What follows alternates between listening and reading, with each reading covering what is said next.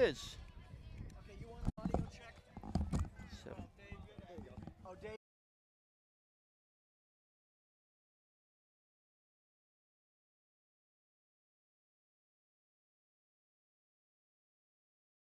26.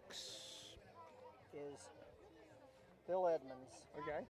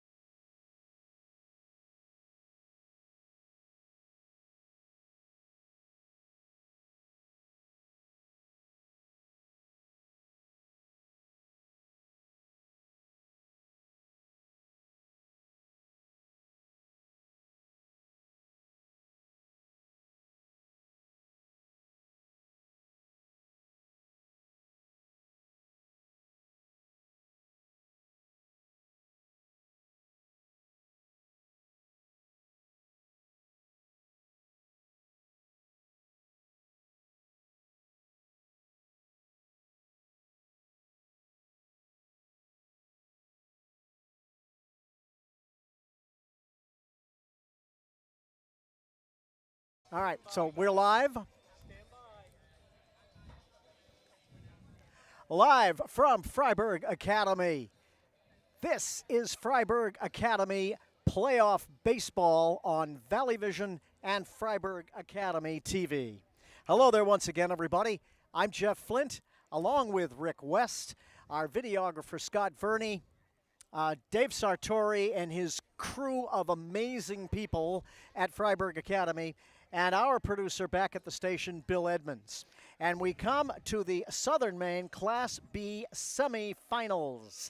It is the top-seeded Freiburg Raiders hosting the fourth-seeded Cape Elizabeth Capers. The Capers are always tough. Every sport, there's a great rivalry between these two teams. Couldn't come down to two better teams for the Class B semis. And Freiburg comes into this thing with a record of 14-3. They got here with a 10-2 win over York. That game was played here just 2 days ago on Thursday. This is Saturday, by the way, the 13th of June. The Raiders have won 4 in a row, and if you've been paying attention, they won an incredible victory over Cape Elizabeth here a week and a half ago, trailing 6-2 in the seventh. They scored 4 runs to tie it and won it on a sacrifice fly in the eighth. And it's one of the things that makes beating this Cape team really difficult. There's a trifecta going on here. There sure is, and we talked about it briefly on our last game, but with Cape, you've got third time we've played them this year. It's always tough to beat a team roughly equivalent to your own 3 times in a season. That is very difficult. It's a sports axiom, any sport. Yep. Second, you have the fact that last year, Freiburg Academy went down to Cape and knocked them out of the playoffs. So there's definitely a revenge factor. And the third thing is? The game from a week and a half ago Exactly. where they had the game in hand, and Freiburg took it away from them. Yep. Right here on this field, they did it. The Capers come into this thing at 12-5. They beat Lake Region 3-1 in the quarters on Thursday. That's how they got here to the semis. In addition to their 2 losses of Freiburg, they've lost to good teams: Greeley, Lake Region, and Yarmouth.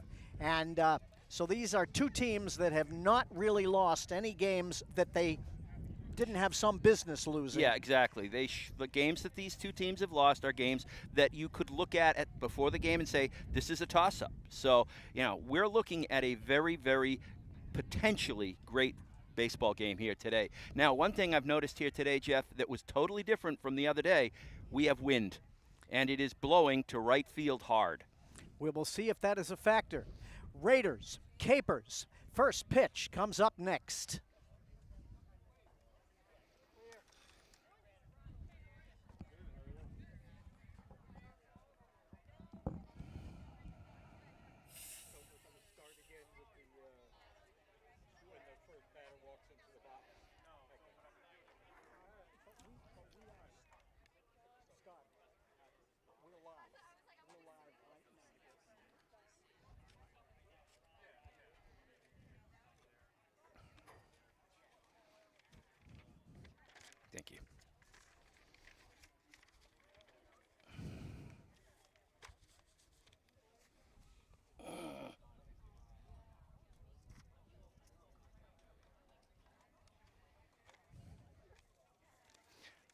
That I don't need anyway.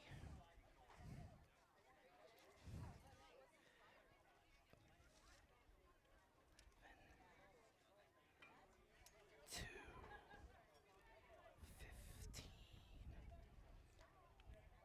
20, 13, 12,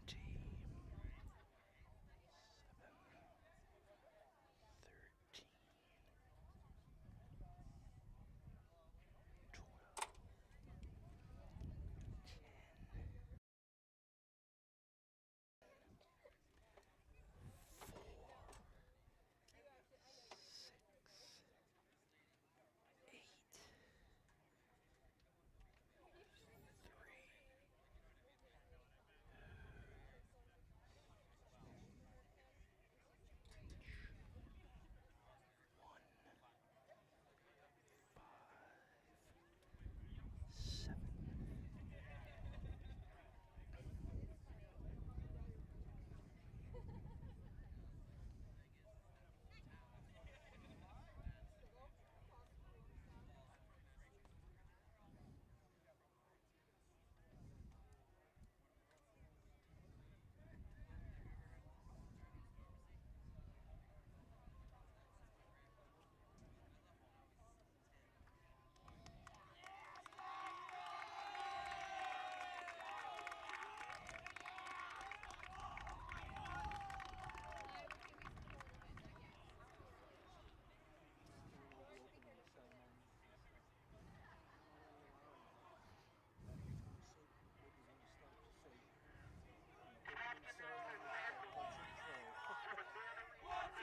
Campus of Freiburg Academy for this afternoon's Class B South semifinal matchup featuring the visiting Cape Elizabeth Capers and your host, Freiburg Academy Raiders. I will ask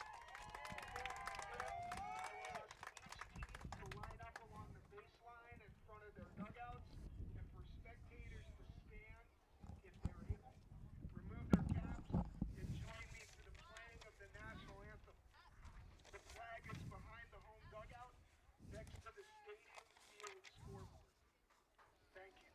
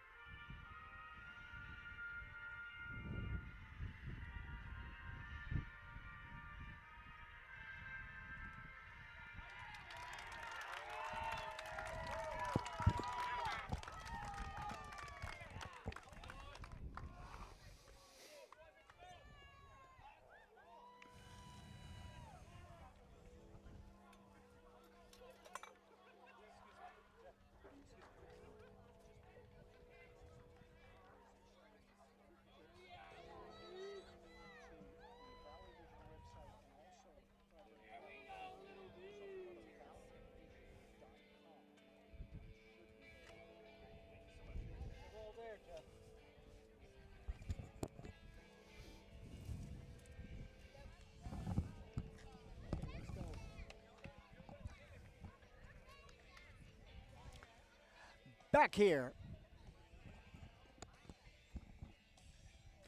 Back here at Freiburg Academy, let's set the defense for the Raiders as we go to the top half of the first inning. Out in right field, number 3, Cam Blake. In center field, number 15, Noah Day. And over in left field, number 1, Cam Chappell. The infield, third base, Brady Chappell, number 10. Alex Elaine at shortstop, number 2. Number 11, Connor Keaton is the second baseman. And Rich Massey, number 20, at first. David Rosales behind the plate for the Raiders, and on the mound today, number 12, Oliver Dean.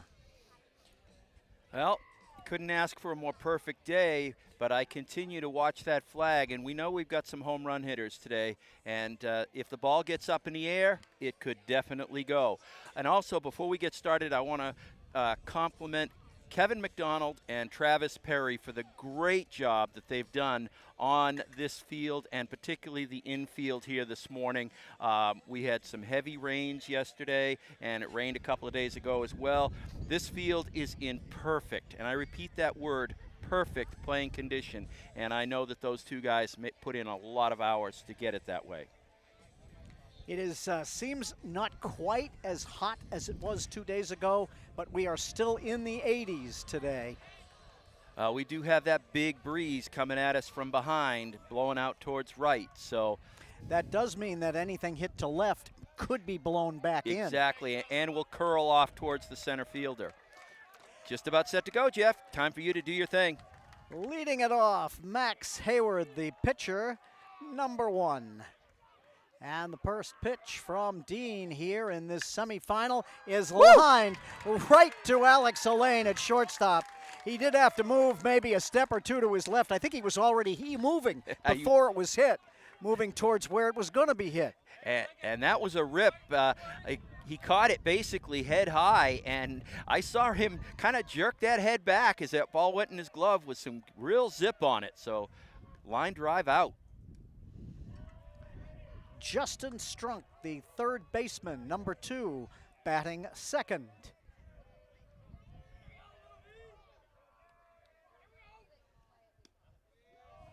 And he takes 2 pitches wide of the mark and is ahead on the count, 2-0.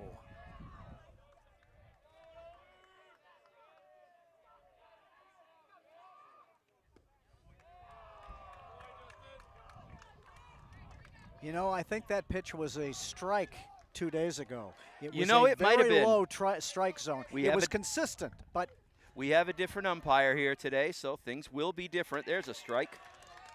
3-1, the count to Strunk.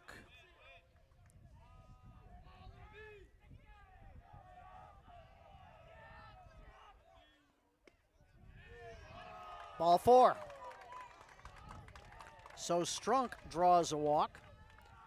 He's at first with 1 out for Caden Johnson, the shortstop, number 15. Solid looking right-handed stick there. There goes the runner, and the pitch gets away. So easily into second base will be Strunk. And I think we can see what the Capers are looking to do immediately is to be aggressive and force the issue. It's always easier to win when you're out in front. Nothing like scoring a run or runs in that first inning. Sets the stage. And we have talked about it and we'll continue to talk about it, the revenge factor. This Caper team did not come here to lose. Nope, they didn't. Matter of fact, I've never known a Cape team. Just back to the bag. That was close. Was strong. I've never known a Cape team to go anywhere and want to lose. These guys like to win, and they are very good at doing so in all of their sports. Fouled back.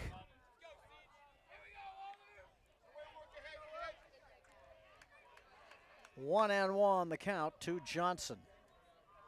Finn Connolly, the cleanup hitter, is on deck.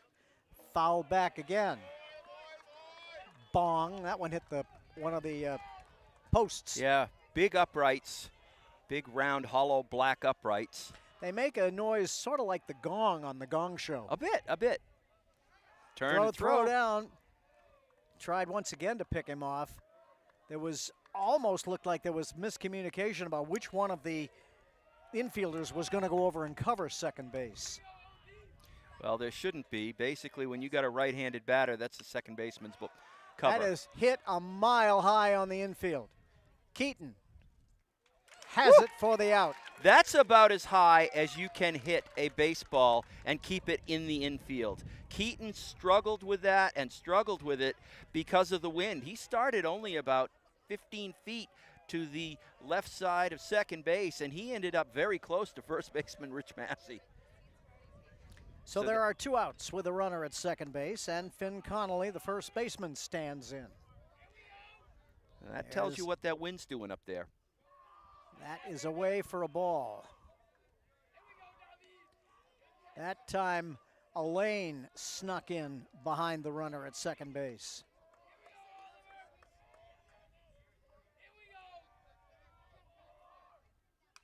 Foul back.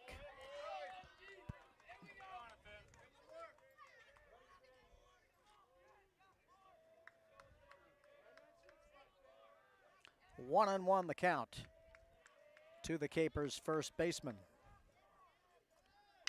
That is lined over the head of the second baseman into center field, and the Capers are indeed on the board here in the first inning.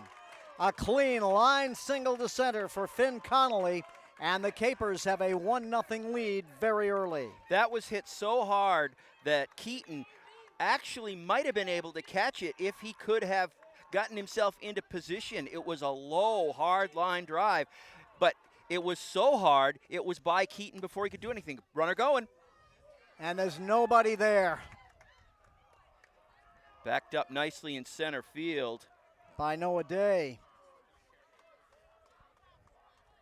So the first pitch to a Cooper Just, the catcher, is a ball. And once again, the Capers have a runner in second base. And again, very aggressive on the base paths here in the first inning. And that's telling Coach Elaine that that's the way they're going to play the whole game. They have tipped their hand, so to speak. The Raiders are going to have to match that. 1-1 pitch, swing and a miss. So a walk, a stolen base, and a clean line single. And the Capers have an early 1-0 lead here. Going. Back to Dean.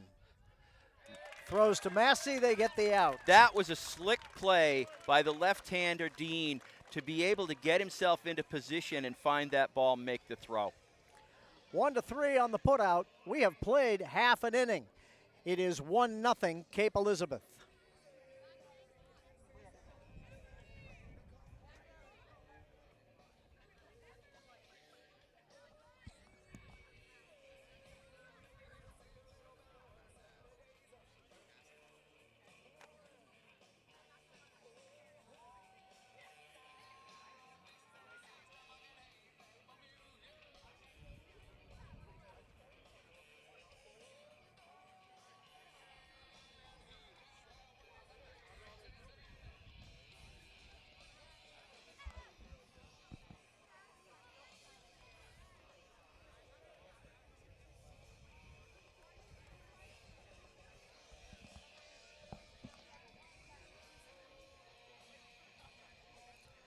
Let's set the defense for the Capers here as we go to the bottom of the first inning. Out in right field, it is number 12, Cal Day. Holding down center field is number 9, Josh Trekimowitz. And over in left field, number 27, Cam Turner. The third baseman is number 2, Justin Strunk. He scored the run in that first inning. Caden Johnson, number 15, is at short for the Capers. Joseph Grella, number 5, the second baseman. And at first, Finn Connolly, number 4. The battery, number 8, Cooper Just, catching for number 1, Max Hayward. And Hayward was the starter for the Capers in the game a week and a half ago here. and he pitched very, very well. Was he still in the game when Freiburg came back late? Do you He remember? He was not. They, I'm looking to see if I can remember when it happened. They went to Caden Johnson, and then finally to Finn Connolly at the end. And I don't have it noted here. Usually I note when the pitching change occurs, and I don't see it on my sheet. As I was doing Freiburg softball against Cape that day, and I did not get to see that epic comeback by the Raiders. They trailed 6-2 going into the 7th, having given up. They had made it 3-2 with a home run in the 6th, and then they gave up 3 runs in the top of the 7th, and it looked pretty hopeless. Dim and grim, but first pitch. Connor Keaton takes a ball. Keaton will be followed by Alex Elaine, Noah Day, and Rich Massey bats cleanup. That's a strike. 1-1, the count to Keaton.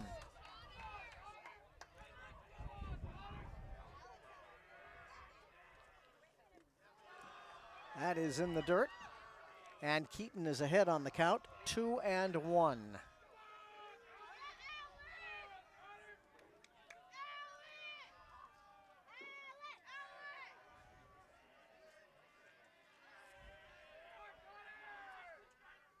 Swing and a miss.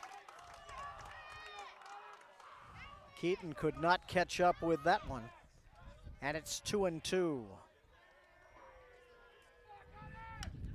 Fouled back.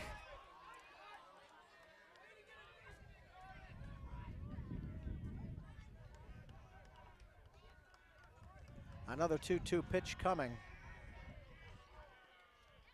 That's high for ball 3.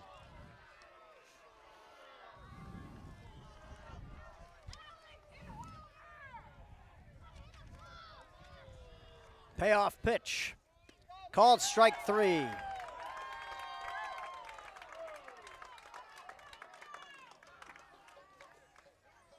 So Keaton is caught looking, and Alex Elaine will hit.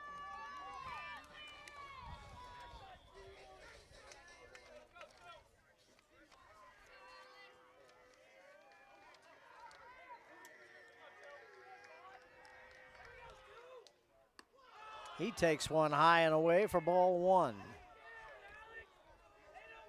Hayward working very quickly. And we noted in the game from a week and a half ago, that's high for ball 2. Hayward was working very, very quickly, and in contrast to Brady Chappell, who was working very, very deliberately. And Yes. we saw Chappell 2 days ago working very, very deliberately. That's away for ball 3. I don't want to say they are pitching around Elaine, but There's none nothing of wrong those with first- pitching around a batter like Elaine.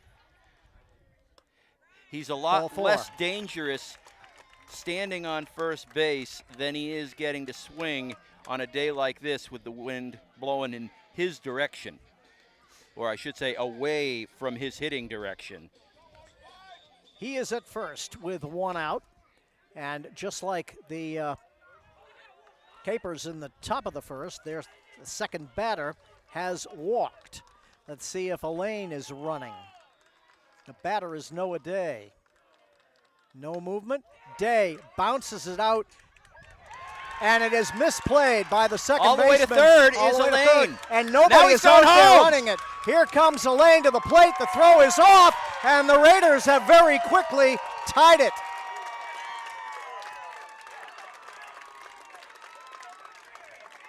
It was a tough play for Connolly coming in from first. I think it was Connolly who attempted to field that, and it got past him out into short right center field, and nobody came to it. There's a reason for that, because the right fielder was already playing very deep, as was the center fielder.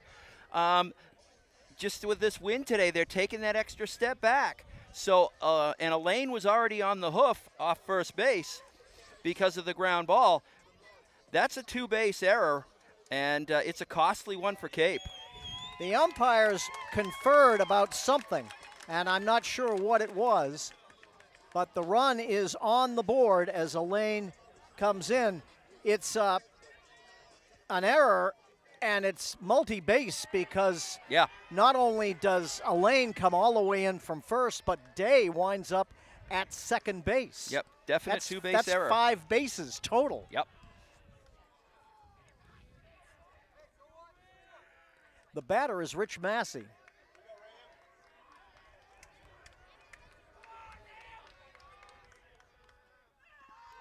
And that bounces. Nice play by Just to keep that in front of him. Runner at second, 1 out. 1 run in here for the Raiders in the home half of the first inning. Ball 2. Good eye from Massey on that one. We'll see how Hayward responds to that. Pitchers are very sensitive about giving up runs that they didn't contribute to, especially when there should have been an out involved in what they had done. He threw a good pitch, got a ground ball, and it ended up costing him big time. The only contribution he had was that he walked Elaine. Yep. And what is that? Coach Elaine wanted a balk.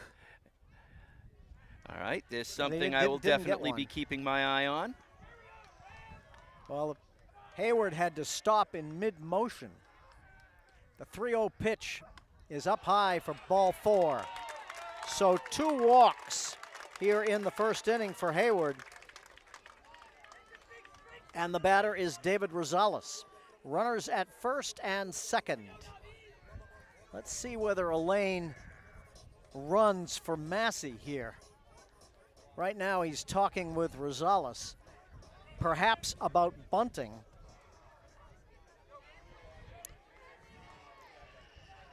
Well, you've got 1 out, runners at first and second. Not a big fan of the bunt here. Ball 1. And it may be that Hayward is a little bit rattled. Yeah, that's what I'm thinking. That play would rattle any pitcher. One of the things as a pitcher, that is a swing and a mighty cut, but no contact. One of the things about a pitcher is that when a mistake is made, the pitcher begins to think that they have to fix everything. And in some respects, they do. That gets away, and the runners will move up. Well, that takes away any logic of the bunt there. Now, I would be pinch running for Massey right now. He is at second with 1 out. And a base hit automatically scores Day from third, but Massey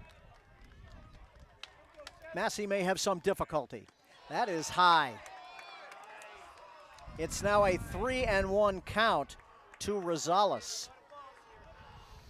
Rosales likes to swing the bat. I expect if it's a reasonable pitch, he's taking a cut. I would think so. It's outside. All 4 outside. 3 walks in the inning. The bases are loaded with 1 out. And coach wants to come out and talk to Hayward. I'd have been tempted to send the assistant coach out to talk to him after the error, just to calm him down and say it's the first inning, no big deal. But now he's loaded the bases, and this inning could go badly against Cape. It wouldn't take much right now. The batter is Chase Lubchansky, the designated hitter, number 13.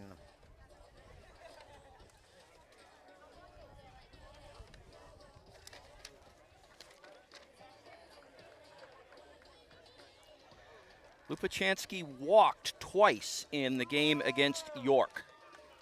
0 for 2 with 2 walks.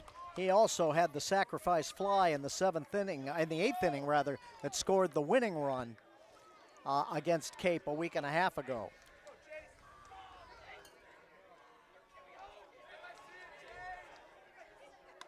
Big cut. And not unusual for the batter to go for that first pitch, believing that it's going to be A close strike. to the Yeah. plate. Swing and a miss. 0-2. Quickly 0-2.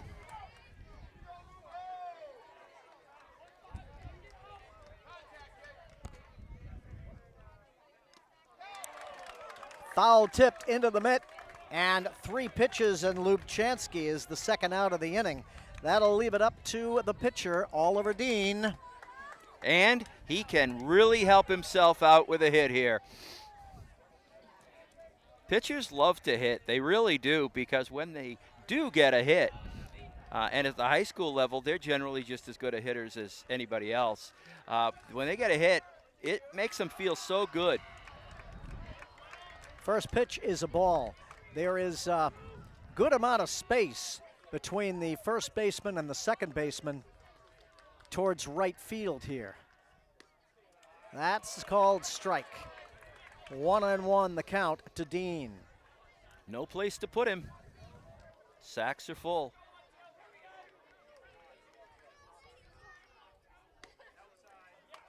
Called Ooh, strike 2. that was right on the black. Good pitch. And Hayward is 1 strike away from getting out of it without any further damage.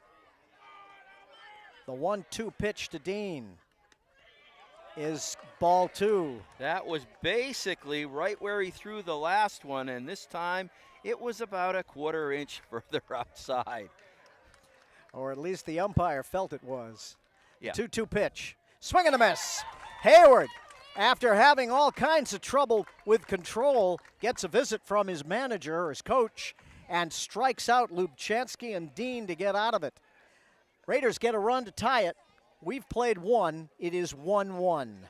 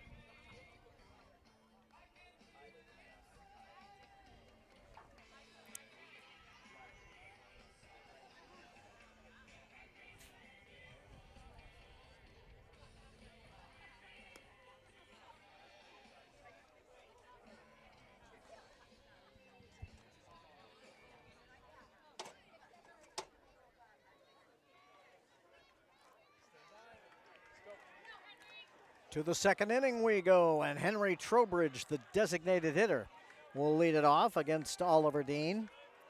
Each team with a run in the first inning. And that is fouled back to the screen. The Capers kind of manufactured their run, partially with some aggressive running on the base paths and a solid single in a key situation. The Raiders, that's strike 2, scored their run on a gift. The funny thing is, in the scorebook, it looks exactly the same. And remarkably looks the same up on the On scoreboard. the scoreboard, exactly. That is hit on the ground. Tough play for Elaine. Throws him out.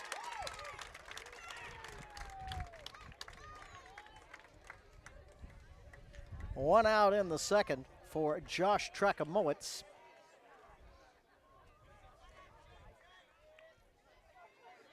I was just far enough away from the third baseman that with Elaine coming over, it was probably a better play for him. Ooh, bunted straight back. Strike. Even though when he fielded it, he had to turn and kind of throw exactly. it across his The body. third baseman would have had a better angle on the throw, but it was just far enough away from him that Elaine undoubtedly called him off. Called strike 2.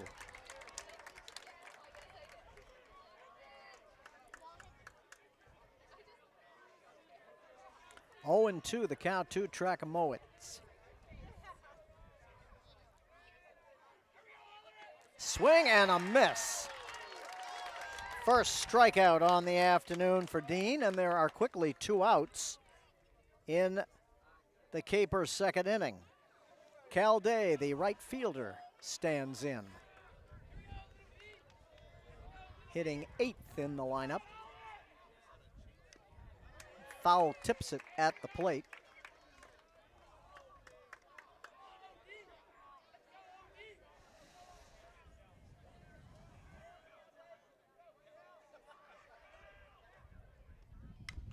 Hit on the ground. Again, Elaine. I had to play it on the trap hop. Still got him. Oh!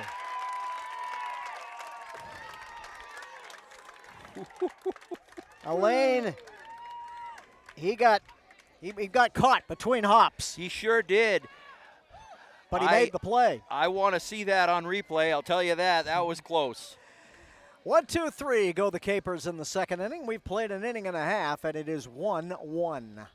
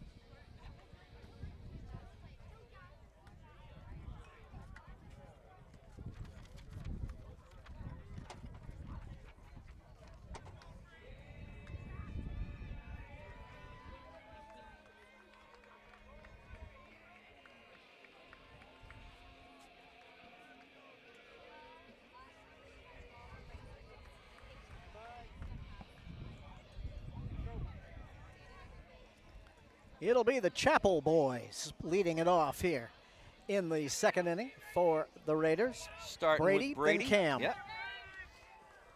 Brady's the senior, Cam is a junior. First pitch to Brady is hit in the air to left field, drifting back, going back, and making the catch at the fence and crashing into the fence and perhaps doing some damage to the fence. Possibly. They'll have to go check that because it definitely bent it backwards. That was a wind-blown ball. I wasn't watching the outfielder. I was watching the ball go up into the air, and it just kept curling away from the center fielder towards right.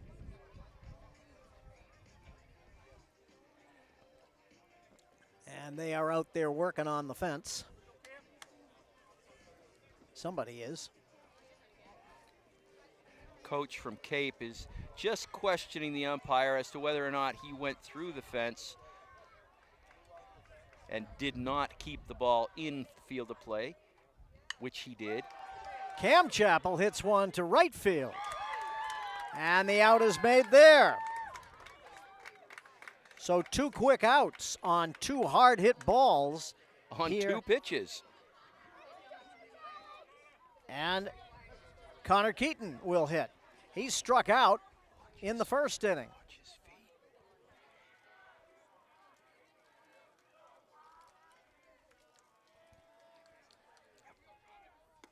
Swing and a miss.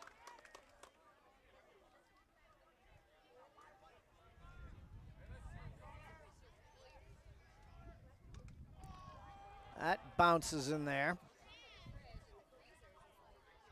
2 outs and nobody on here in the second inning. Alex Alleyne waits on deck. The 1-1 pitch to Keaton. Comes back in there for a strike. Keaton didn't want any part of that one. Nope. Don't blame him. Hit to the shortstop. Johnson throws him out, and it's a quick 1-2-3 inning for Hayward in the bottom of the second inning. We've played 2 complete here, and we are still tied at 1.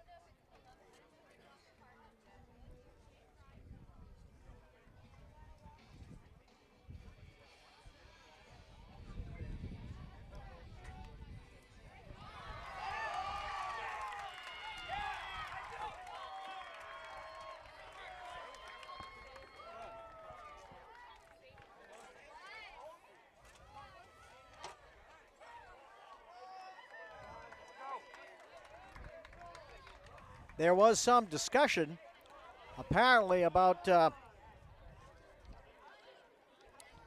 I guess it's, well, I'm just not sure what the discussion was about. And we're apparently going back to the bottom of the second inning. And apparently, Keaton is safe at first base after a discussion on that ground out, which wasn't a ground out. Apparently not. So he is safe at first with 2 outs, and Alex Alleyne will hit. You do not see this very often. Matter of fact, I can't remember the last time I saw a team come off the field with the umpire's approval and then have the umpires put them back on the field. Clearly the Cape coach is not agreeing with this call, and I certainly can understand that, but he is not a happy man. And I'm not sure what to call that, an infield hit or an error? I think at this point you kind of have to call it an infield hit.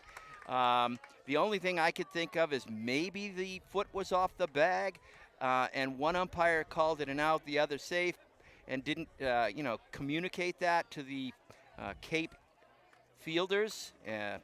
But any way you want to cut it, we've got a runner at first. There are 2 outs. They are allowing a couple of warm-up pitches, which strikes me as a little unusual. Well, I certainly wouldn't begrudge him a couple of warm-up pitches. So Alleyne will hit. He walked and scored the Raider run in the first inning. Well, I can tell you this, if Alleyne drives in a run here, there's going to be fireworks. That's a strike. No movement from Keaton at first. But I would expect that if there are enough pitchers to Alleyne, on one of them, Keaton will be off. There he goes. Hit on the ground to the first baseman. Connolly plays it himself, and the inning is over. And the disadvantage to that is that you do not have Alleyne leading off in the third inning. True, but I'll still take what just happened. You give Alleyne a chance to hit with a runner on, I'll take that anytime. We have now officially completed 2 innings here at Freiburg Academy, and these 2 teams are tied at 1.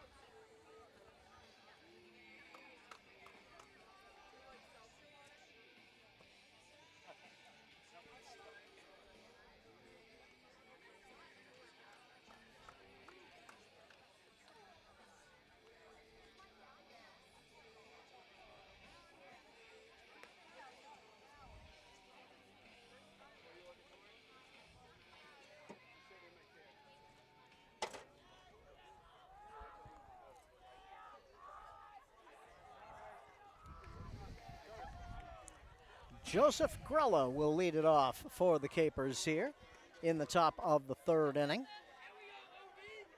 Grella hitting ninth in the order.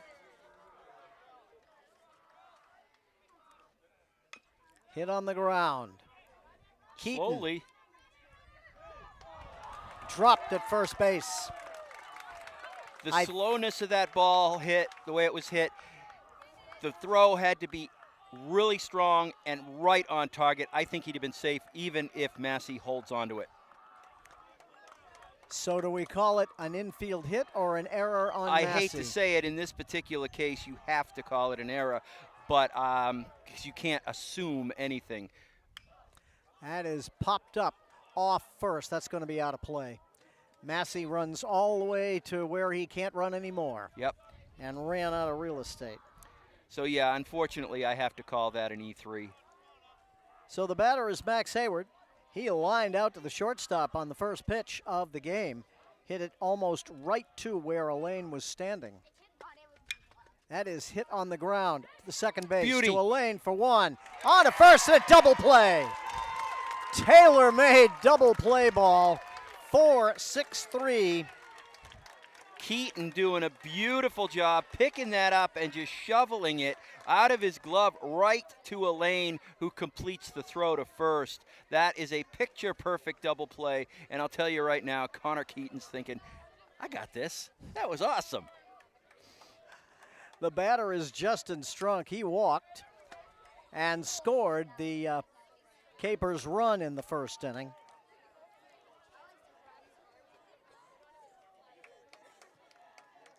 He walked, stole a base, and scored on the Finn Connolly single. Hit on the ground. Elaine throws him out. That is known as a quick inning, Jeffrey. Even with the error. 6-3 on the putout, another assist for Elaine. We've now played 2.5, and we're tied at 1.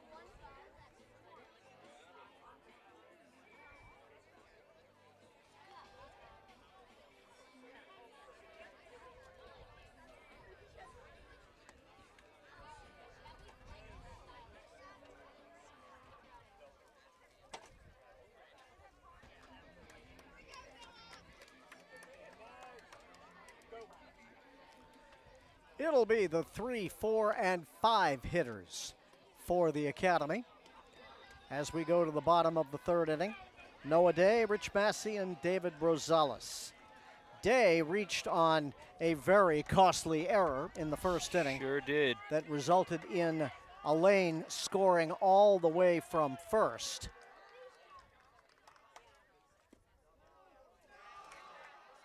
That's a, I'm not sure. The arm didn't come up. It's a strike. That's a ball. 1-1. Up now he's signaling 2-0. And the scoreboard now says 1-2. It's 2-1. I agree with that. 2 balls, 1 strike. That's what the umpire is signaling. And they're getting it right on the scoreboard. Yeah, that first strike call was kind of a body language thing. Bay grounded to second, across, easy out. Grella with the throw and the put out at first base. Rich Massey will hit. He walked in the first inning. Got as far as second when they loaded him up. But was stranded there as Hayward got his act together and struck out the last two batters of the inning with the bases loaded. And we may look back on that as a key piece of this game. That's Strike called two. strike two. And Hayward has certainly found his groove.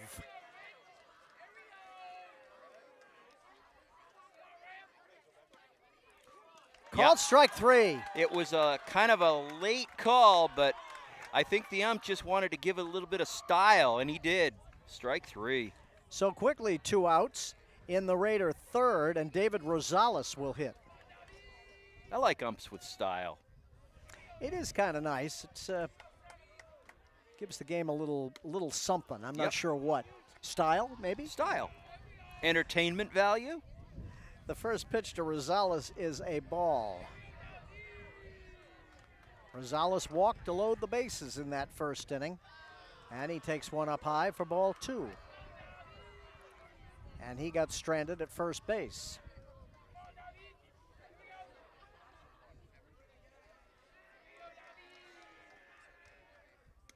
That's a strike. 2-1, the count to Rosales.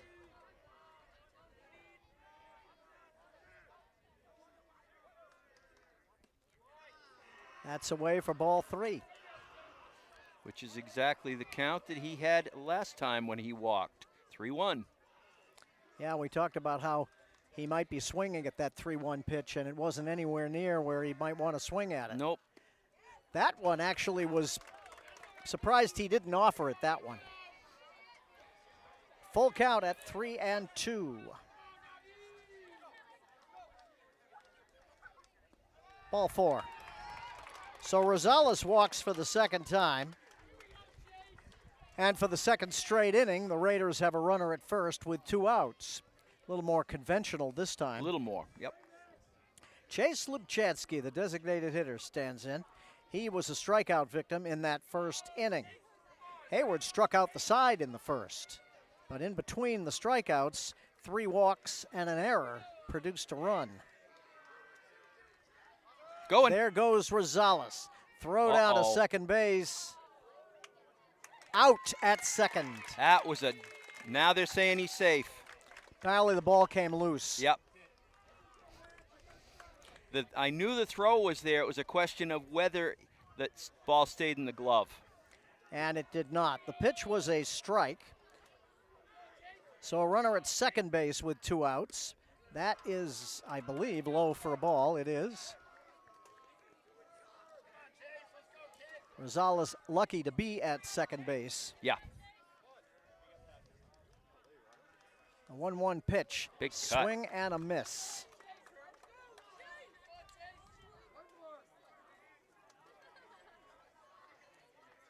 One and 2, the count to Lubchansky. Oliver Dean waits on deck. Popped foul, back and out of play. And we'll do it again, 1 and 2.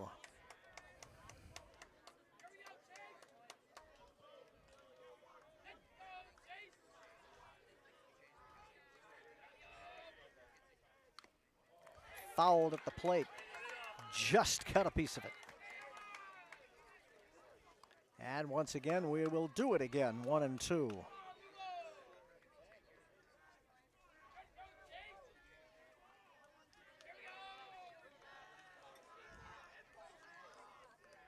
The pitch.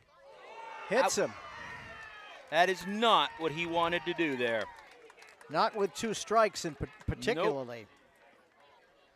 So Lubchansky is on at first. And Oliver Dean once again coming to the plate, the pitcher. With a chance to help himself out. So a walk and a hit batsman with 2 outs. Put runners on first and second. See if Dean can get the clutch hit and perhaps give the Raiders the lead. A look back to second and the pitch. Swing and a miss. Dean was a strikeout victim in the first inning.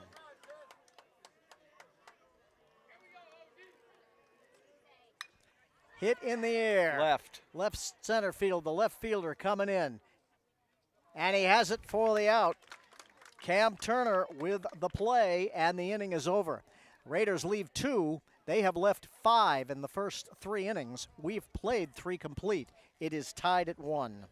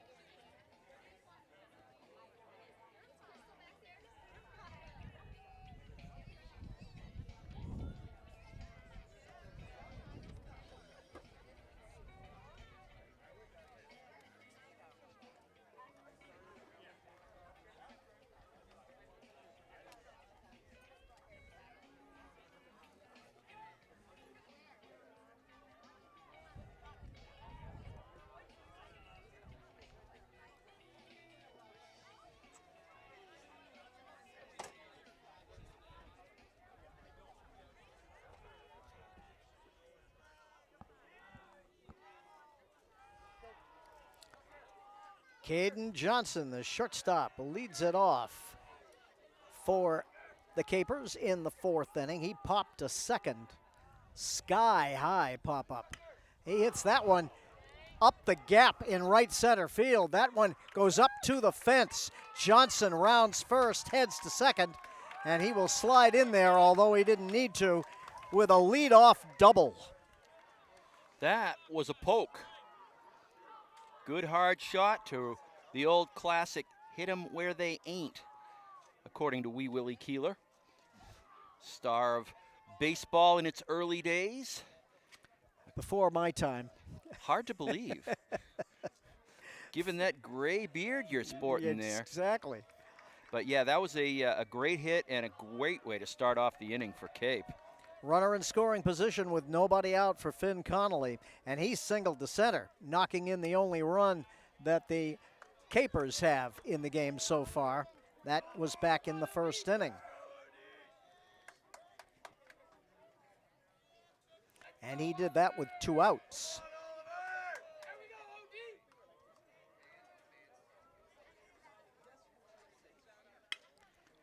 Oh, he hit it right where the second baseman was. This is going to be close.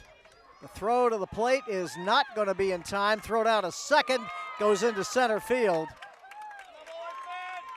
It's an RBI single for Finn Connolly, his second run batted in on the day. The throw itself was in time, but it was way up the first baseline. Rosales had no chance to get back and make the tag. So the Capers have the lead again, this time at 2-1.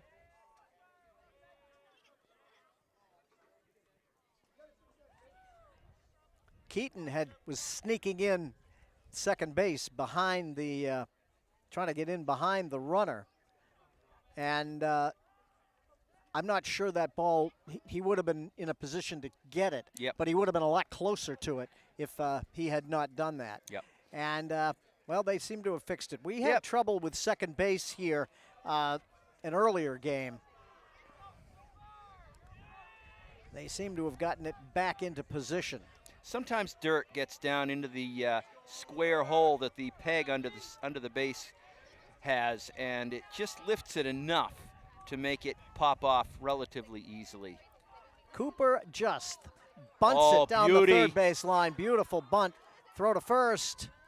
Gets away, and another run is home. Connolly comes in on the error.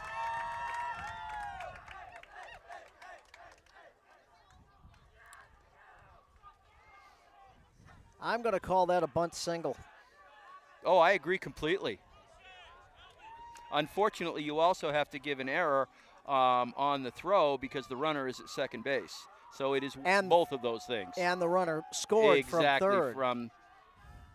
So 2 runs in here as the first 3 men have all reached for Cape Elizabeth. They lead it 3-1 here in the 4th. Conference at the mound is over. Dean will stay with it. We're going to have a pinch runner for the Capers. Looks like Boucher. Henry Boucher, number 21, will run for Just, who is the catcher, and if nothing else, that'll allow him to put his catcher's gear on and get ready for the bottom of the 4th Standard inning. procedure, unless you've got a catcher who is really quick. Henry Trowbridge is the batter. He grounded out to the shortstop in the 2nd inning, and he takes a strike.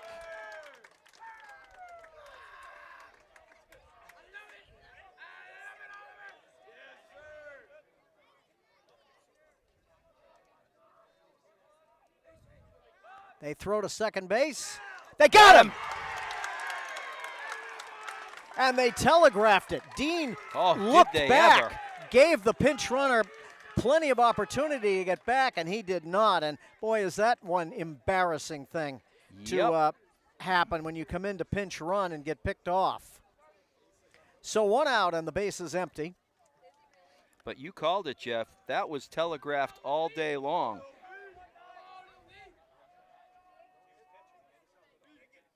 And the pitch is high to Trowbridge, and it's a 1-1 count. But good thing for the Raiders, an out and the bases are clear. That's up in the air to right center. Who's going to get it? Did. Blake comes in to get it. I think he was the only one who had a shot at it. Oh, he was the only one who had a shot. Cam Blake with the catch. There are now 2 outs and nobody on, and Josh Trakamowitz will bat. The center fielder was shading to left, so he was not going to get there. That's a ball. Trakamowitz struck out in the 2nd inning.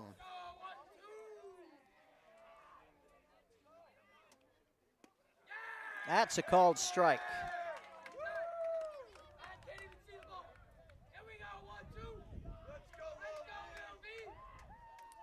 One and one the count. Just got a piece of it. And it's a 1-2 count to Trakamowitz.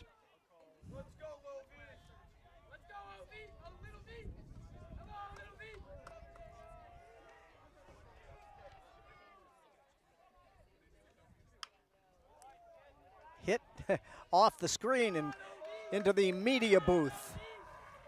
That's why it's there.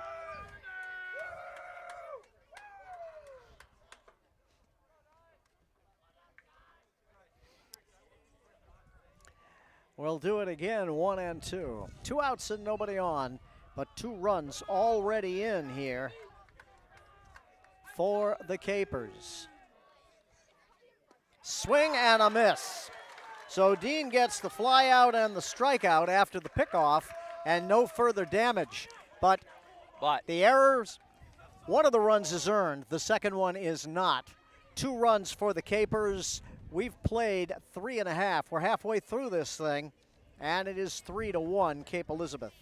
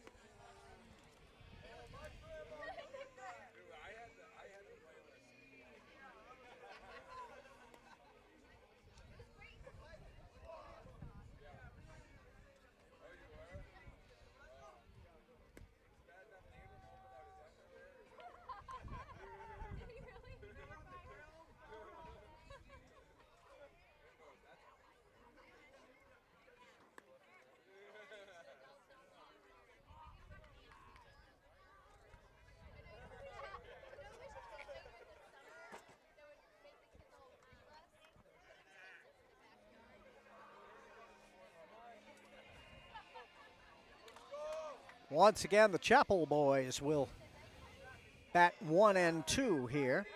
Last time they were up, they each saw one pitch and each drove it to the outfield. Each was an out, however. Yes. Chapel hit it to center field, and it was Almost the end of the center field fence. sent the center fielder into the fence. And bent it backwards. First pitch is strike 1 to Brady Chapel. That is up high, and the count is 1-1. Raiders trail now 3-1. They trailed 1-0 after the top half of the first, managed to tie it. Hit on the ground, foul. And Chapel down in the count, 1-2.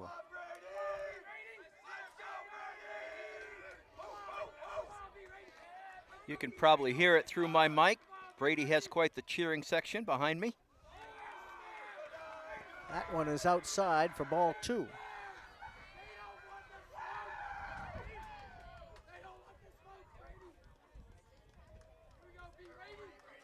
Swing and a miss. Chapel goes down swinging. That is the 5th strikeout on the afternoon for Max Hayward. And Cam Chapel will stand in. His line out went to right field in that second inning. He may have actually hit it harder than Brady did. Didn't go as far, but was more on a line. Yeah, it was a shot. They both hit the ball hard. That pitch goes all the way to the backstop.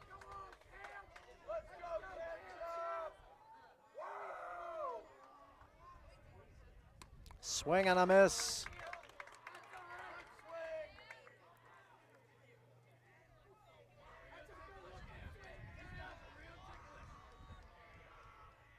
Swing and a miss. High fastball. And Cam Chapel is down in the count, 1-2. Lined. Nice play. Cross. Shortstop throws him out. Johnson with the play. That really handcuffed him, and he had to come up with it and get it out of his glove. Made a great throw. So Connor Keaton will stand in. 2 outs and nobody on in the 4th inning. I think he was expecting a hop he didn't get, and the ball stayed down. He had to come up with a good throw, getting that ball out of his glove.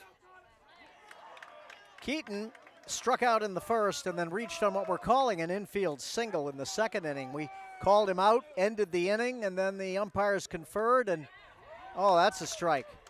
Ruled that he was safe at first base. We're not sure why. That's called strike 3. Max Hayward does quick work of the Raiders here in the 4th inning. We have now played 4 complete. It is 3-1 Cape Elizabeth.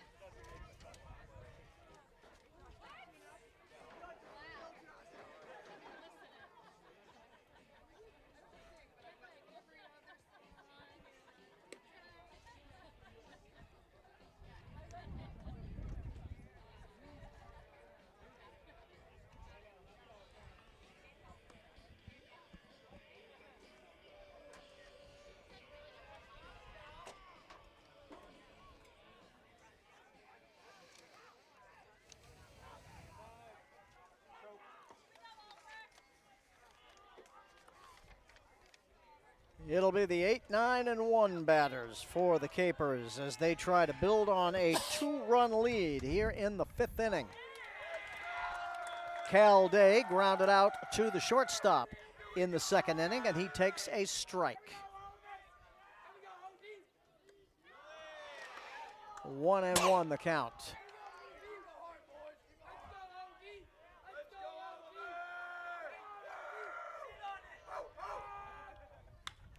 Lined right to a lane. Not a Playing step. in perfectly. Hit it on the nose, did Cal Day, but right to Alex Elaine. And Joseph Grella, the second baseman, will stand in. He reached on an error, leading off in the 3rd inning. The old baseball phrase, it's like he threw it to him. Exactly. He didn't move either foot, just put the glove up. There it is.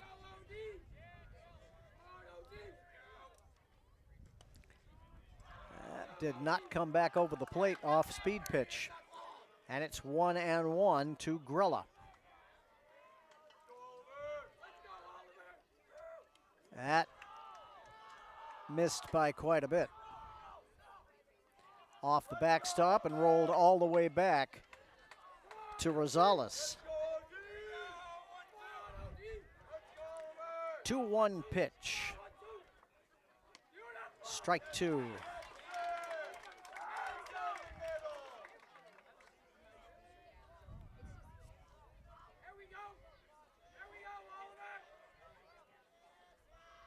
The 2-2 pitch. Hit on the ground. Slowly. Keaton has it. Has time and throws him out. So 2 outs in the 5th inning for the leadoff hitter, Max Hayward. Keeping it in the infield, a line out and a ground out. Hayward lined out to the shortstop and then hit into a 4-6-3 double play that erased that error in the 3rd inning. And a prettier double play you will not see. First pitch is a ball.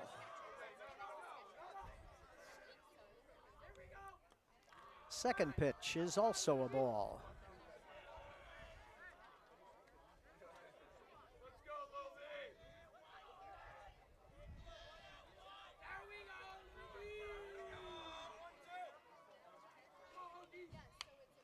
Little soft liner.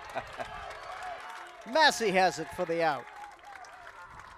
So Massey gets involved in the infield action that inning. Real easy one.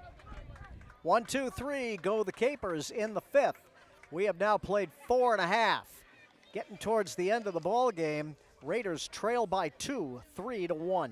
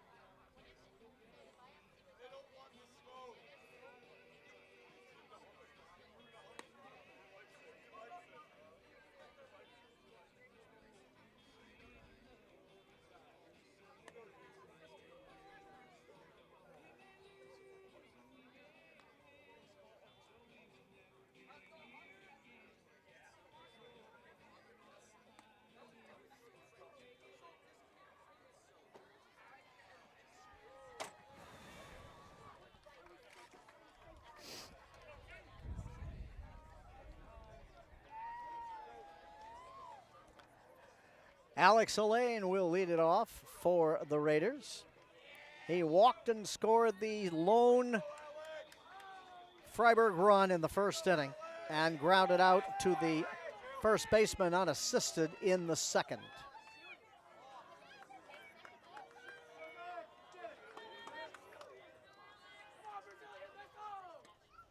And he takes a strike.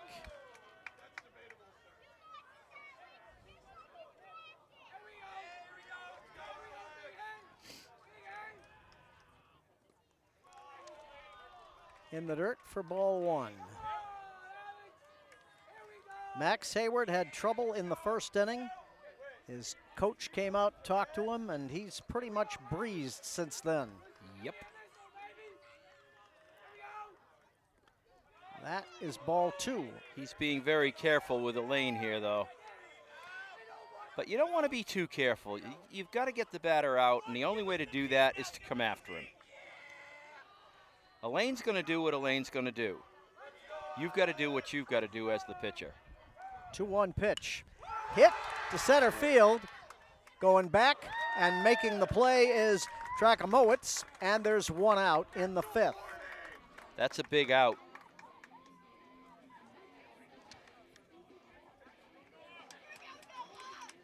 That'll bring Noah Day to the plate. He reached on an error in the first inning. It was on that error that Elaine scored all the way from first, tied the game at that point at one apiece. It is conceivable that Elaine may not come to the plate again. I was thinking the same thing. Let's hope that that is not the case. Let's hope that indeed. Day swings and misses. He also grounded out to the second baseman in the third inning, and he's down here 0-2. Oh, I thought for sure that was going to be called strike three.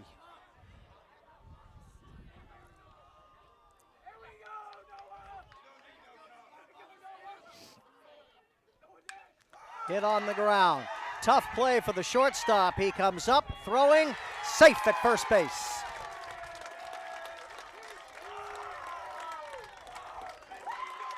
He really had no chance to throw him out. I'm not surprised he didn't eat it, but in a close game, I'd have been tempted to eat that ball, as Day was going to be safe almost no matter what. It'll bring Rich Massey to the plate. He walked in the first inning and struck out in the third. See whether they have Day running. Well, they have him diving back to first base as they throw over there.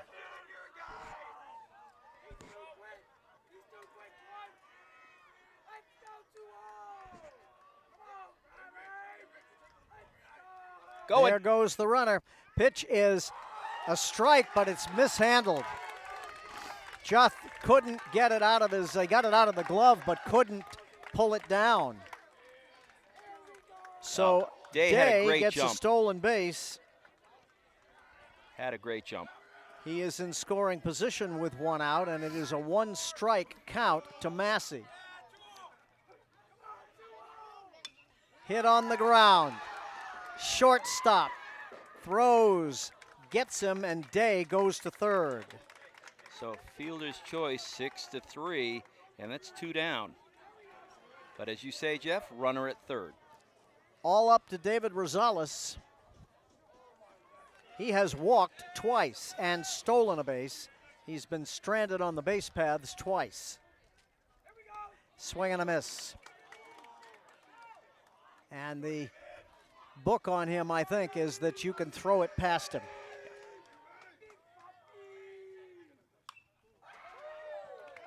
He's quickly down in the count, 0-2.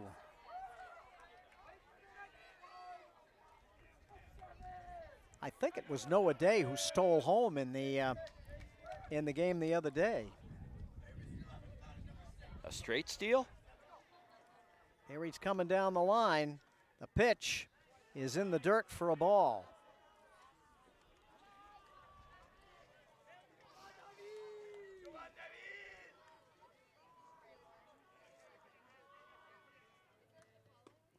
Outside. 2-2, the count to Rosales. Chase Lubchansky waits on deck. The 2-2 pitch to Rosales. hit on the ground. Bobbled by the third baseman. The throw to first gets away, and the run is home. And Rosales digs for second, and he's in there. E5.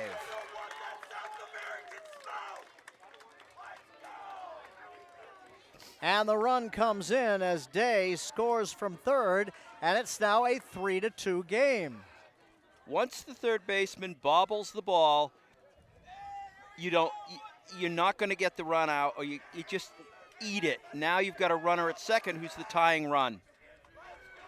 Lubchansky has struck out and been hit by a pitch. So it's a 3-2 game now. That's high for a ball.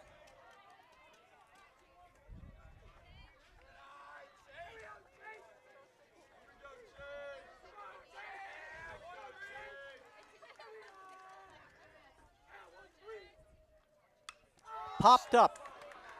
First base. Behind first base. Who's got it? First baseman. Connolly has it. Lubchansky pops up to first, and the inning is over. But the Raiders get a run on the error. Another unearned run. Both of them for the Raiders have been unearned in this game. We have played 5 complete, and it is 3-2 Cape Elizabeth.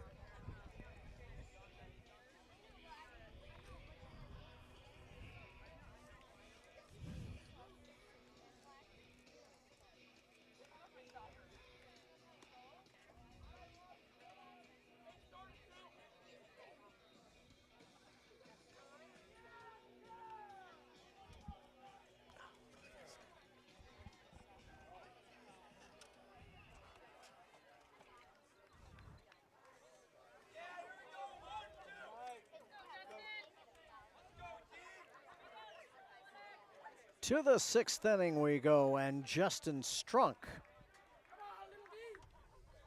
He lines one. That is going into center field for a base hit. Good, clean base hit right up the middle.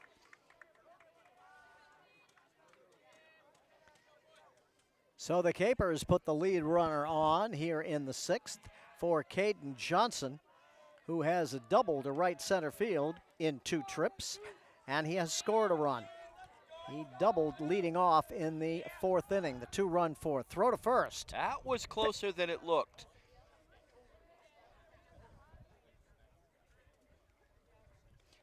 When you see the ump exaggerate the call, that means it was close. There goes the runner. Rosales throws down there. Got him. Out. Had to wait for the call. That's because they had to wait to see if the ball was still in the glove after the dirt settled.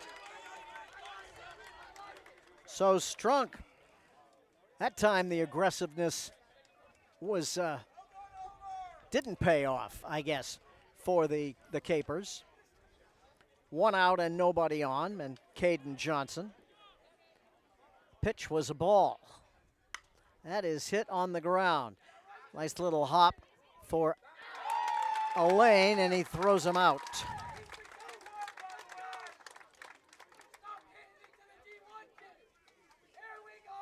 The caught stealing robbed us of an opportunity to see another nice double play. That is 4 assists on the game for Elaine at short. And Finn Connolly, who is 2 for 2 and has been the primary thorn in the Raiders' side today, is at the plate. He singled to center field, knocking in a run in the first inning, and he singled to right, knocking in the second run in the fourth, and then later scored in the inning. He also stole a base on that first single. That is hit on the ground. That's tough play for Elaine, but he gets him. That's a Sometimes great Alex inning. just makes it look easy out Yep. there. He does. Fine player. So the Capers go down in the 6th. We have played 5.5. It is 3-2 Cape. Raiders coming up.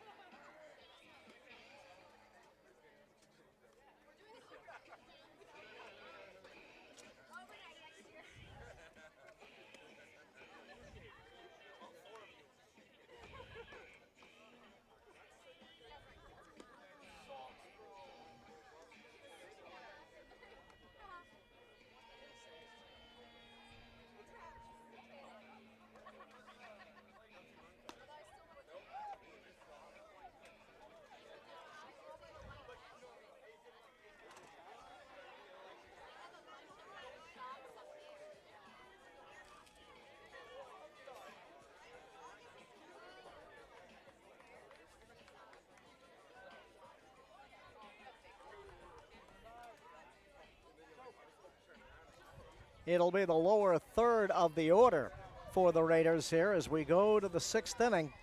They've got 6 outs left. They need 1 to tie it somewhere along the line. Oliver Dean leads it off. He is 0 for 2. And he squares to bunt and takes a ball. Dean struck out to end the first inning with the bases loaded and flew out to left in the third with a couple of runners on base. That is ball 2. The last thing that Haywood wants to do here is walk the batter, and he's now down 3-0. I'm guessing Dean does not have the green light No, he does here. not.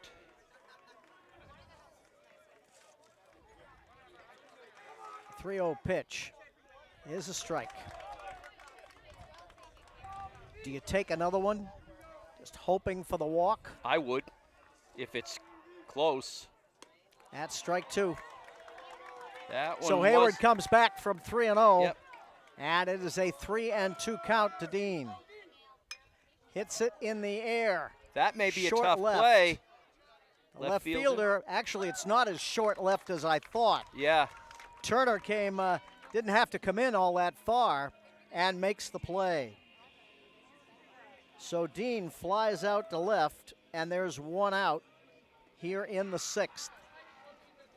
Brady Chappell is 0 for 2. Flew out to center in the second inning. Deep shot. That goes all the way to the backstop and bounces all the way back to the catcher. And Chappell struck out in the fourth.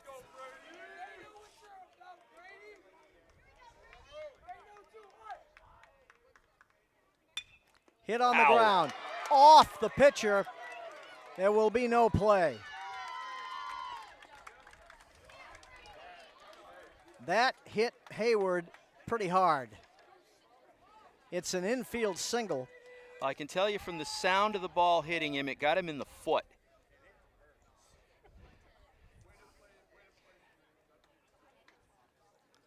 And they're going to have a conference.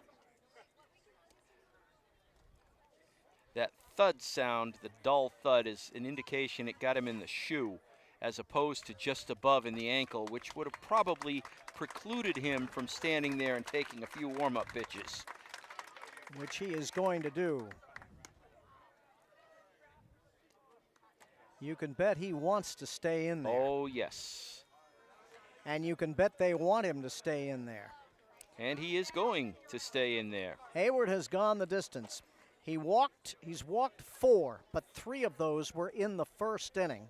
He has struck out 4, and he's given up just 2, maybe 3 hits. If we give Keaton an infield single on that play where the Which you have to do. no, well, it could have been an error. We don't And the know real- why he was so safe at The first. real key is that we have a runner on and he's going. And he's going to get in there. The pitch is a ball to Cam Chappell, and it is off the glove of Just. That pitch would have been very difficult for him to throw the runner out. He would have had to have caught it, stationed himself on the other side of the batter, and thrown it. As in, you've just answered your own question. It wasn't happening. So tying run in scoring position, and Cam Chappell could not lay off that high fastball. 1-1 the count. Cam is 0 for 2, lined out to right field in the second inning and grounded out to the shortstop in the fourth. Swing and a miss. 1-2 the count. Brady Chappell out there at second base. That is called strike 3. And give Max Hayward credit because he has been able to do it when he's needed to. Yes, he has. Especially here in this inning. He That- was down to Oliver Dean 3-0, came back and got him. And here he strikes out Cam Chappell with the tying run at second base. Connor Keaton is the batter. He has struck out, reached on that infield single that we just mentioned, and then struck out in the fourth. Hit on the ground. This is Shortstop. tough. Tough play. The throw. Got him! Out at first base. Oh, my goodness. Great stretch by the first baseman. And Connor, he tried to dive in.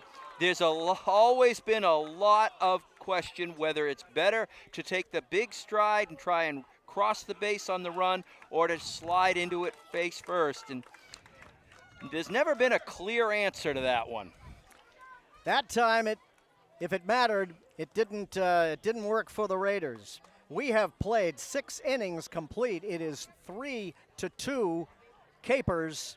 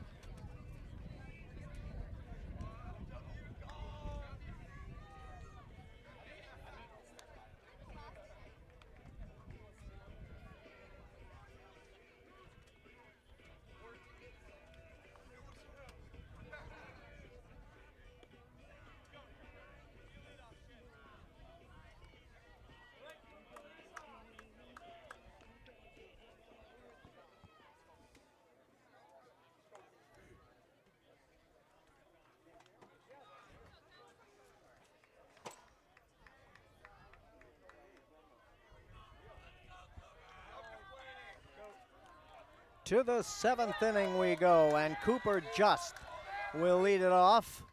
He swings and misses for strike one. He is 1 for 2, grounded out to the pitcher in the 1st inning, and reached on a bunt single in the 4th. And he takes ball 1. Capers looking for some insurance here in the 7th inning. They lead by 1, 3-2. Hit on the ground. Alain gobbles it up, throws him out. It has been a busy day in the infield for Alex Alain. And he has been perfect on every one that's come to him. 1, 2, 3, 4, 5, 6, 7 assists in 7 innings, or 6 1/3 innings. The batter is Henry Trowbridge, the designated hitter. He is 0 for 2. He grounded to guess who in the 2nd inning and flew out to right in the 4th, and he takes a ball. Foul back. Ooh, almost came right over to us. Skidded along the netting I was ready for and it. then hit right in front of us. 1-2 the count. Swing and a miss. Oh, I'm sorry, that was 1-1. Now it's 1-2. That was a pitch in the dirt. He would like to have that one back. Hit on the ground, foul past 3rd.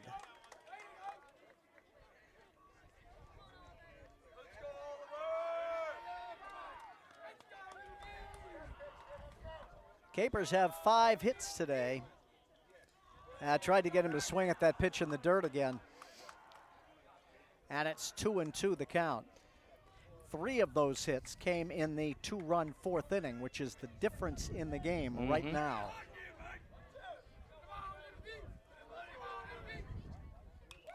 Hit on the ground, foul again past 3rd, as Trowbridge out in front of it. And we'll do it again, 2-2.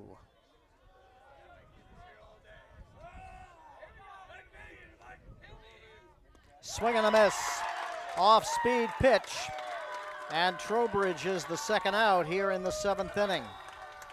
Josh Trakamowicz, the center fielder. He has been a strikeout victim twice. Once in the 2nd, once in the 4th.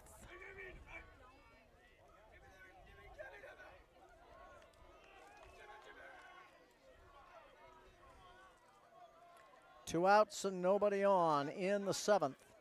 Capers lead it 3-2. With 2 outs and nobody aboard, as you say, Jeff, it is going to be that much more difficult to get that insurance run that they really wanted coming into this inning. It's a bunt, and it's foul. If you've struck out twice, I think I can understand why you might try a bunt. It makes perfect sense. Unfortunately for Mr. Trakamowicz, he's down in the count, 0-1. Looks down to 3rd base. Let's see what he does with the 2nd pitch. And he's been down in the count 0-1 twice today. So it's becoming a habit. Called strike 2.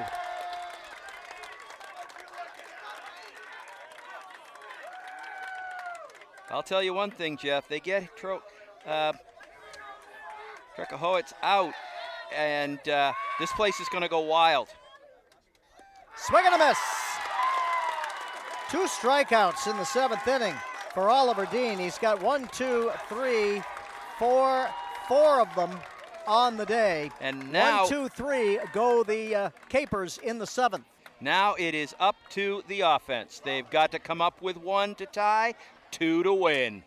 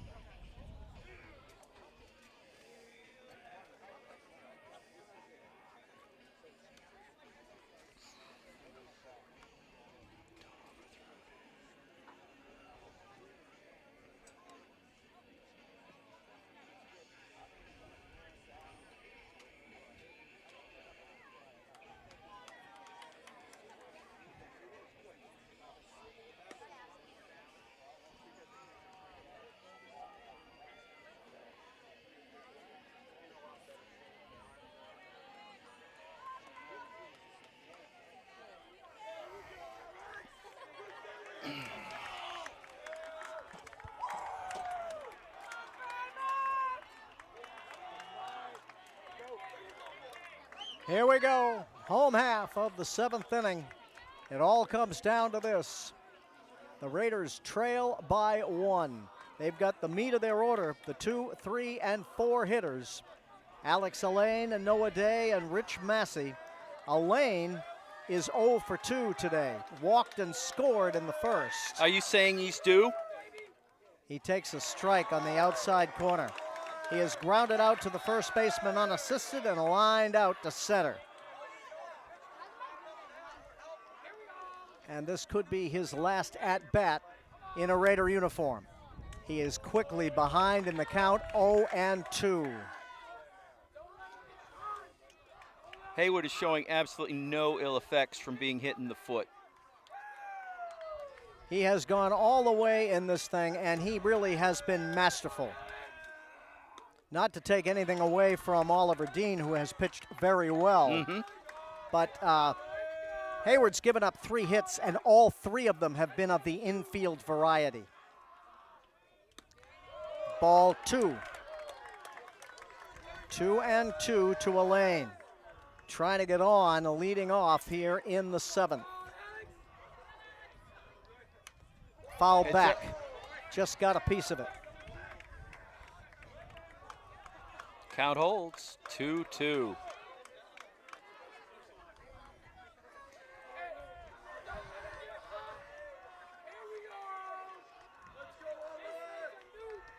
The pitch. Punched over the head of the third baseman into left field. Alleyne around first, heading to second, and he's in there. I couldn't see whether the left fielder misplayed it or whether it was just so softly hit. He played it cleanly, Jeff, and it was just so perfectly placed down the left field line. The left fielder took a long time getting to it, not that he could have gotten to it any quicker, and Alleyne, using the speed, turned first base, and he never even thought about stopping at first. A hustle double for Alex Alleyne. He just reached out and punched that over the third baseman's head into left. And of course, they're playing him down to right as a left-handed batter. Which is another reason it took the left fielder an extra couple of steps to get there. And don't think Alleyne doesn't know that as a hitter. He does.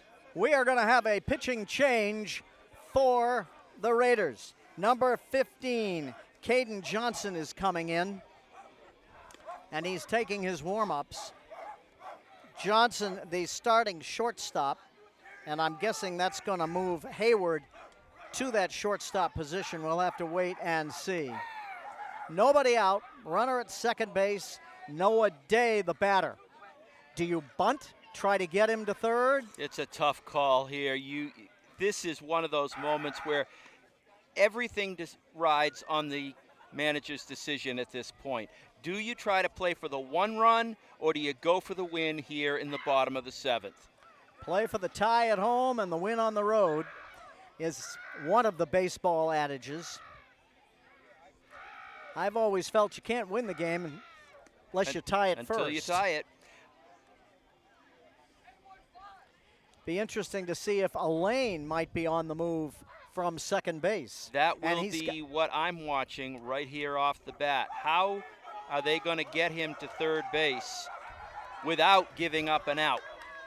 And he's got to be very careful not to get picked off.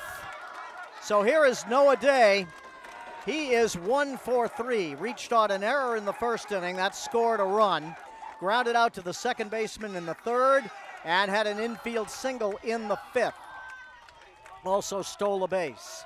That double by Alleyne's the first hit to the outfield today for the Raiders.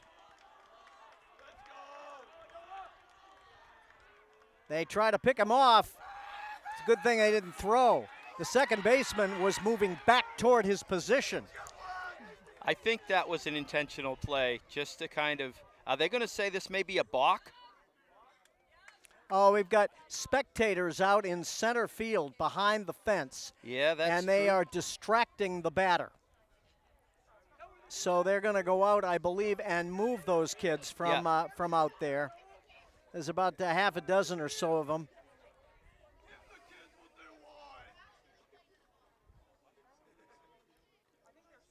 But it's not, well, maybe they're not asking them to move. Maybe they're just asking them not to. I'm wondering if maybe they were kind of grabbing the fence and pulling it back and forth. That could be. Well, they didn't have to move. They're still standing there. All right, here's Day.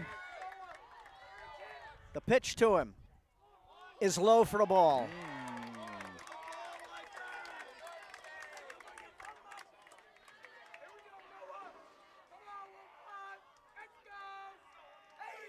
Oh, the set. The 1-0 pitch. Foul back. 1-1 the count today. Massey waits on deck.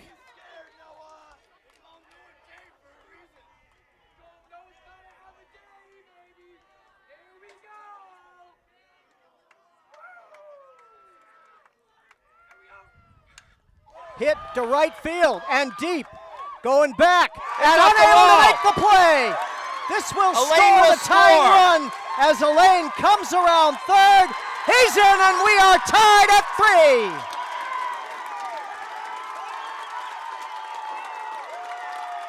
3. It's a double for Noah Day. The right fielder, Cal Day, had trouble with it. You can make the case that perhaps he should have caught it, but Yeah. it may have He been didn't it was touch it. tough He didn't play. touch it, so it's not an error. It's just he didn't catch it. He was there at the same time as the ball. He just didn't get his glove on it. So it's a run batted in for Noah Day. Another conference at the mound. We're tied at 3. Nobody out, and the winning run now at second base. The batter will be Rich Massey. Massey is 0 for 2, walked in the first inning, struck out in the third, and grounded out to the shortstop in the 5th.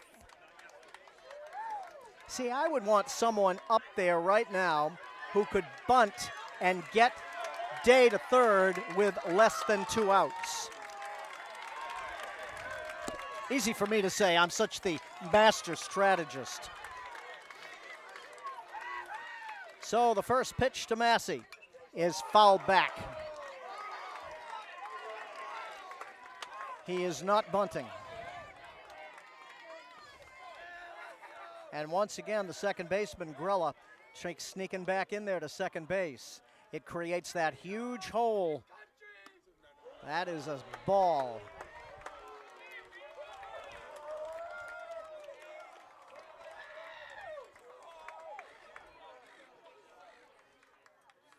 Ball 2. 2-1, the count to Massey. No movement from Day at second base. The 2-1 pitch is called strike, dropped Yep. in there at the letters. So it is 2-2.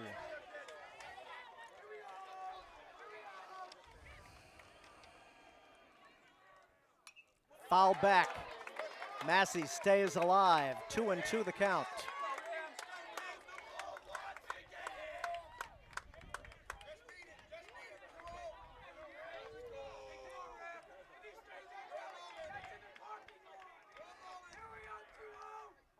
Hit on the ground.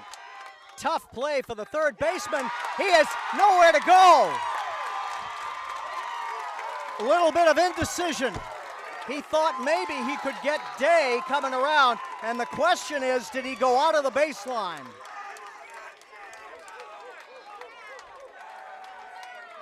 I don't think so.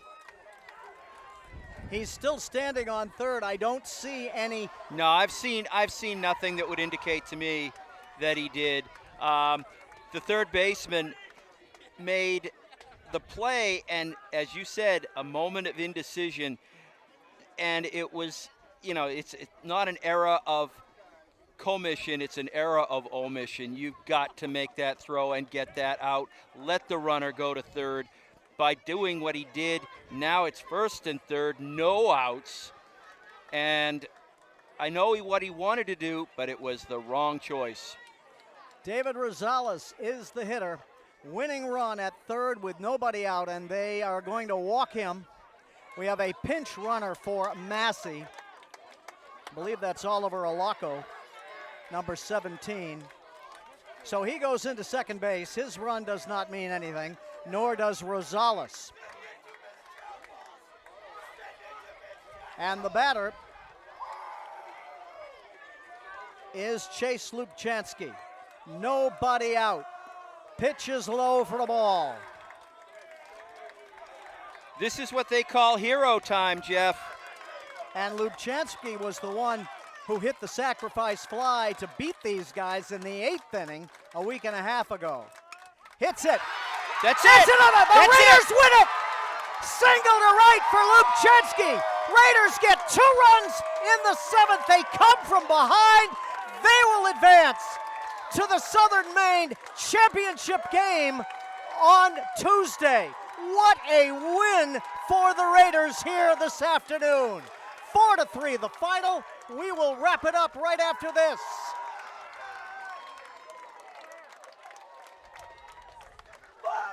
And anytime. Wow. Wow is a good word for it, Jeff. I thought I had seen it all in the game a week and a half ago, which was more of a comeback. They had to score 4 runs in the 7th inning to tie it. This time they needed just 1. And the thing is, the way they were doing it, they probably could have scored 4 if they'd had to. They had runners on, nobody out. There were so many little things in this game that just changed the course of it. What a disappointing day for the Cape Elizabeth Capers as they come in here again and are disappointed by a really, really good, gritty, gutsy, clutch Raider team. Very, very strong. Again, the Raiders, like on Thursday, the Raiders didn't play what I would call a great game, but they did everything they needed to right and at the right time. And timing is everything. And while there was one gift sort of here in this 7th inning, these runs were done with hits for the most part. They earned them. Alex Elaine led off, took 2 strikes. He's down 0-2 in the count, works it I think to 2-2, then just reaches out and punches the ball into right field for a hustle double. And that gets it started. And then Noah Day with the hit to right that, unfortunately for Cal Day, he couldn't come up with. That scores the tying run. Day's at second. And then the hit by Massey to the shortstop.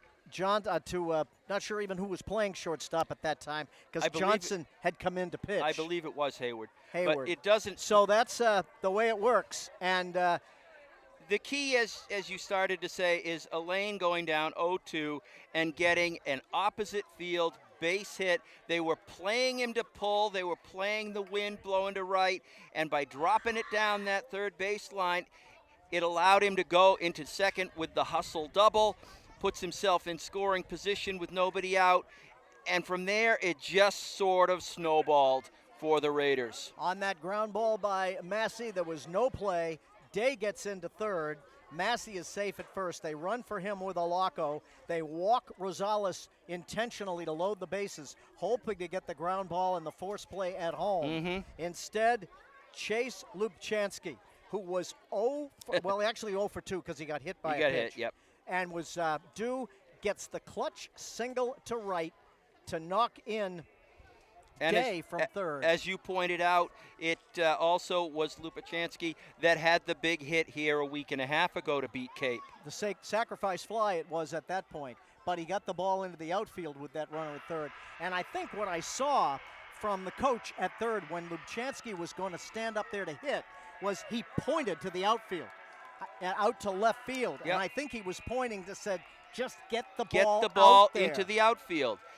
You know, as a former high school baseball coach, I can tell you that you sometimes have to remind them how the game is played. You don't need a hit here. You just need to hit the ball into the outfield. If you get it to the outfielder and they make the catch, you still have got the run you're looking for. But, you know, And in this case, all they needed was the one the run. one run. And they got it exactly the way it was drawn up by the coach. What more can you ask for? You're going to St. Joseph's College in Wyndham on Tuesday. And we'll find out who we're going to play there.